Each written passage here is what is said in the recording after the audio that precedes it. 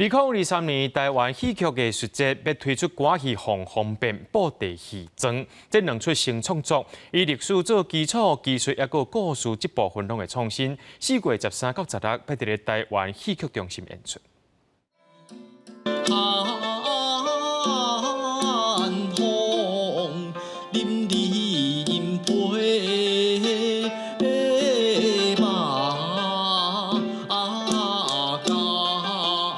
一块白布穿伫身上，就是布袋戏红仔的行动戏台。这是真快乐剧团2023年新推出的戏装，讲的是结拜兄弟一路扶持，为对方牺牲来成就梦想的故事。导演将传统戏台扩大，让观众看戏袂去受到空间的限制。我们这次用行动戏台的方式，让布袋戏脱离传统的戏台，扩大到整个表演空间。基本上呢，我的身上就是山水河川。所以，我们整个舞台呢，原则上都是由我们的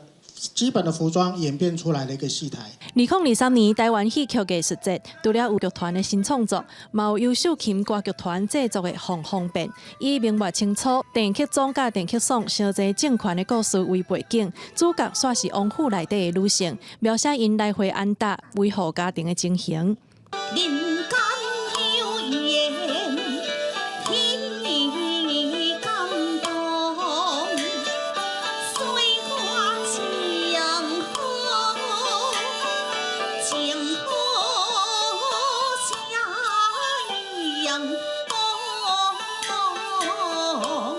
在这个剧本，我认为最重要的，其实我是想要用一个女性的视角去观看这一段的历史，观看男性在争夺的这样子所谓的逐鹿中原呐之类的这样子的一个情况之下的时候，作为身边的女性是有什么样子的想法？以历史做基础，技术甲故事做创新，方便歌戏、装布袋戏、双戏制作。4月13至16，伫台湾戏剧中心演出。记者麦尚英、曾俊佑台北报道。